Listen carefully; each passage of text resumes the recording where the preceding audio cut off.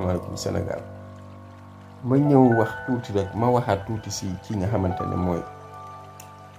Mara Niass. gis naa nga génn di wax naan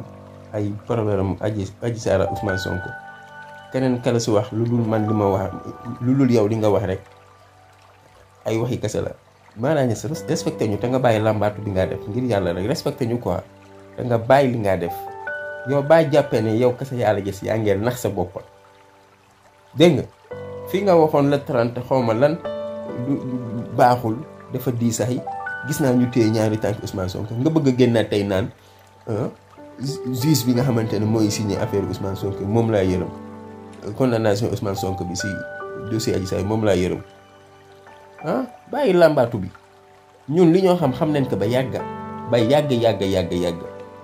mbirum Ousmane Sonko bi ñaari dossier yëpp aboutissement bi yëpp xam nañ li si xew yëpp